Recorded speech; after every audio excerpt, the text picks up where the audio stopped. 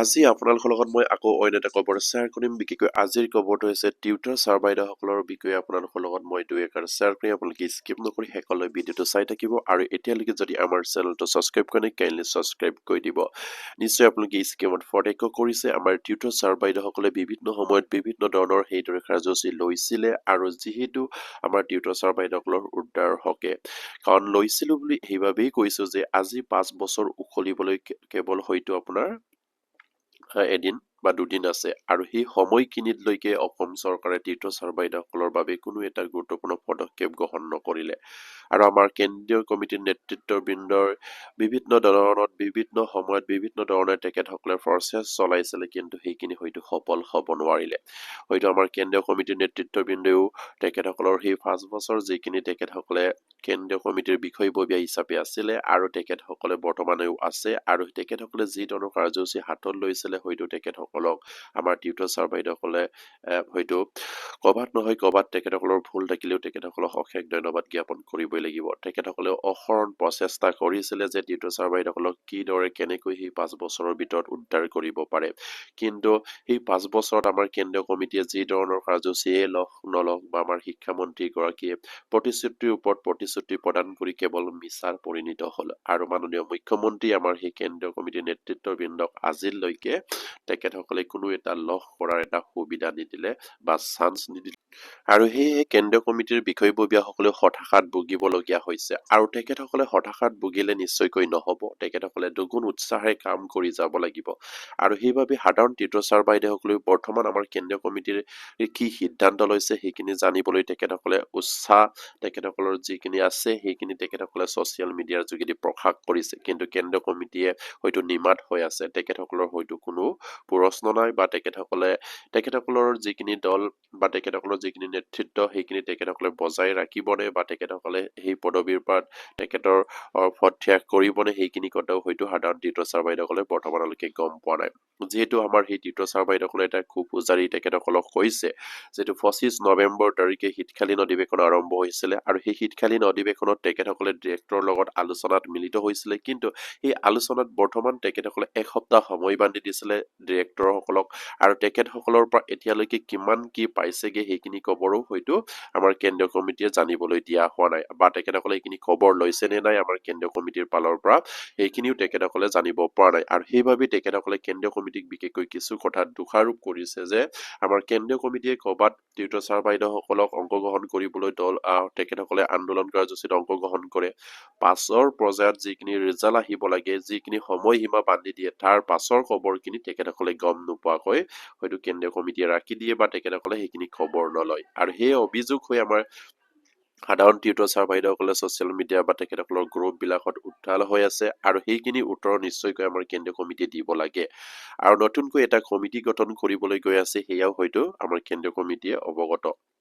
যেহেতু সেই নতুনকৈ আমাৰ যেহেতু এটা কমিটি গঠন কৰিব যেটো কমিটিৰ জৰিয়তে হয়তো আমাৰ টিউটৰ ছাৰ বাইদেউসকলে দুটা পইণ্টত দাবী কৰিব তেখেতসকলৰ কাৰণে বিশেষ টেট পাতিব লাগে যদিহে টেট অবিহনে অসম চৰকাৰে যদি সেই টিউটৰ ছাৰ বাইদেউসকলক উদ্ধাৰ কৰিব নোৱাৰে আৰু তেখেতসকলৰ যিখিনি দৰমহা সেই দৰমহাৰ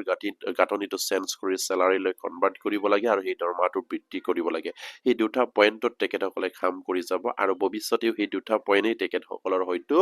আপোনাৰ দাবীদাৰ হ'ব যেহেতু তেখেতসকলৰ যি এই সমস্যা যি ধৰণৰ সমস্যা হৈ আছে সেই সমস্যাক লৈ অসম চৰকাৰে 5 বছৰত কোনো গুৰুত্ব প্ৰদান নকৰিলে কিন্তু যিসকলৰ টেট আৰু ডিএলএড আছিলে তেখেতসকলক বৰ্তমান টিউটৰ পৰা টিচাৰ আপগ্ৰেড কৰাত আমাৰ এই যিসকল টিউটৰ ছাৰ বাইদেউসকল আছে তেখেতসকলে ভাবিবলৈ বাধ্য হৈছে এলপিএমইৰ ক্ষেত্ৰত অসম চৰকাৰে টেট অবিহনে কেতিয়াও আপগ্ৰেড নকৰিব আৰু সেইবাবে অসম চৰকাৰ যিখিনি 2 বছৰ সময়সীমা টিউটৰ ছাৰ বাইদেউসকলৰ কাৰণে বৃদ্ধি কৰিছে এই 2 বছৰত তেখেতসকলে কোৱালিফাইড হৈ আহিলে তেখেতসকলক টিউটৰ পৰা টিচাৰ আপগ্ৰেড কৰিব আৰু সেই সময়খিনিত তেখেতসকলে অসম চৰকাৰক চাৰিবাৰকৈ বিশেষ টেট পাতিবৰ কাৰণে তেখেতসকলে আহ্বান কৰিব যিহেতু নতুনকৈ যিখিনি কমিটি গঠন হ'ব আৰু নতুনকৈ কমিটি গঠন কৰাত তেখেতসকলে এটা সিদ্ধান্ত লৈছে যে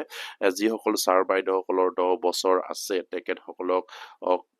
যিখিনি দায়িত্বভাৰ দি তেখেতসকলে সেইখিনি কাম আগুৱাই লৈ যাবলৈ চেষ্টা অব্যাহত ৰাখিছে বুলি জানিবলৈ দিছে আৰু সেইবাবে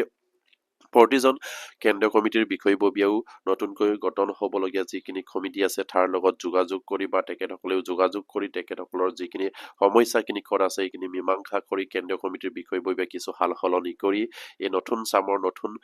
যিসকল উদ্যমেৰে কাম কৰি যাব বিচাৰিছে তেখেতসকলক দায়িত্বভাৰ অৰ্পণ কৰিব লাগে বুলি আমিও ভাবোঁ কাৰণ তেখেতসকলেও সেই 5 বছৰত যি ধৰণে তেখেতসকলে কাম কৰি গৈ আছে তেখেতসকলকো ধন্যবাদ জ্ঞাপন কৰিব লাগিব কাৰণ চৰকাৰে যদি নকৰে তেখেতসকলেনো কি কৰিব তেখেতসকলে যিমান পাৰে সেইটো চেষ্টা কৰি আহিছিলে কিন্তু তেখেতসকলৰ ক'বাত নহয় ক'বাত হয়তো আমাৰ সাধাৰণ টিউটৰ ছাৰ বাইদেউসকলে তেখেতসকলৰ হয়তো দুৰ্বলতা দেখিবলৈ পাইছে আৰু সেইবাবে তেখেতসকলে সেইখিনি দাবী উত্থাপন কৰিছে যে নতুনকৈ কমিটি গঠন কৰিব লাগে বা সেইখন পুৰণা কমিটিতেই যিসকল বিষয়ববী আছে তেখেতসকলৰ হয়তো দায়িত্বভাৰ কিছু সাল সলনি কৰিব লাগে বুলি দাবী উত্থাপন কৰি আহিছে আৰু সেই নতুন কমিটি বা সেই পুৰণা কমিটিৰ যিহেতু তেখেতসকলৰ এটাই সিদ্ধান্ত হ'ব বা তেখেতসকলৰ এটাই সিদ্ধান্ত লোৱা উচিত সেই 2 বছৰত বিশেষ টেট অসম চৰকাৰে 4বাৰকৈ পাতি দিব লাগে আমাৰ টিউটৰ ছাৰ বাইদেউসকলক টিউটৰ টিচাৰ এটা উদ্ধাৰ কৰা এটা সুবিধা প্ৰদান কৰিব লাগে হয়তো তাত DLED নাথাকিলেও টেট দিয়াৰ এটা সুবিধা প্ৰদান কৰিব লাগে বুলি তেখেতসকলে দাবী উত্থাপন কৰিব হয়তো পাৰে আৰু নিশ্চয়কৈ আমাৰ কেন্দ্ৰীয় কমিটিৰ যিসকল নেতৃত্ববৃন্দ আছে তেখেতসকলে যদি আগৰ পৰাই জানিছিলে যে টেট অবিহনে অসম চৰকাৰে আপগ্ৰেড নকৰে তেনেহ'লে সেই 5 বছৰত তেখেতসকলে সেইখিনি কথা লক্ষ্য ৰাখি অন্ততঃ বিশেষ টেটৰ এটা ব্যৱস্থা কৰি দিবৰ কাৰণে অসম চৰকাৰক হয়তো আপোনাৰ সেই তেখেতসকলৰ কমিটিখন যেতিয়া গঠন হৈছে তেতিয়াৰ পৰাই হয়তো আহ্বান জনালেহেঁতেন তেতিয়া নিশ্চয়কৈ সেই 5 বছৰত অন্ততঃ অসম চৰকাৰ 2বাৰ বা 3বাৰকৈ বিশেষ টেট পাতিবলৈ হয়তো চিন্তা কৰিলেহেঁতেন তেতিয়া আমাৰ টিউটৰ ছাৰ বাইদেউসকলৰ হয়তো 99% হয়তো উদ্ধাৰ হ'লেহেঁতেন আজি আৰু সেয়ে তেখেতসকলে ভাবিছে অসম চৰকাৰ যদি টেট নোহোৱাকৈ যদি আপগ্ৰেডেই নকৰে তেনেহ'লে বিশেষ টেট পাতিবই লাগিব আৰু সেই পথাৰ তেখেতসকলে দাবীদাৰ হ'বই লাগিব আৰু সেইবাবে তেখেতসকলে চিন্তা চৰ্চা কৰিছে নতুনকৈ যিসকলে কমিটি গঠন কৰিব বিচাৰিছে তেখেতসকলে দুটাকৈ পইণ্ট দাবী উত্থাপন কৰিব বিশেষকৈ তেখেতসকলৰ যিখিনি দৰমহা সেই দৰমহাখিনি তেখেতসকলৰ বৃদ্ধি কৰি দিব লাগে আৰু যিখিনি আপোনাৰ ৱেজেছ আছে সেইখিনি চেলাৰীলৈ কনভাৰ্ট কৰিব লাগে আৰু তেখেতসকলক বিশেষ টেট পতাৰ এটা সুবিধা প্ৰদান কৰিব লাগে বা বিশেষ টেটত বহাৰ এটা সুবিধা প্ৰদান কৰিব লাগে বুলি তেখেতসকলে দাবী উত্থাপন কৰিবলৈ গৈ আছে আৰু সেই কমিটিখন হয়তো নিশ্চয়কৈ অতি সোনকালে গঠন হ'ব বা পূৰ্ণাংগ ৰূপ ল'ব আৰু সেই কমিটিৰ মাজত কেতিয়াও হয়তো আপোনাৰ অসামিলা হ'ব নালাগে পুৰণা কমিটিৰ লগতো তেখেতসকলে সেইখিনি আলোচনা কৰি ল'ব লাগে পুৰণা যিখিনি কেন্দ্ৰীয় কমিটিৰ নেতৃত্ববৃন্দ আছে তেখেতসকলৰ লগত আলোচনা কৰি ধুনীয়াকৈ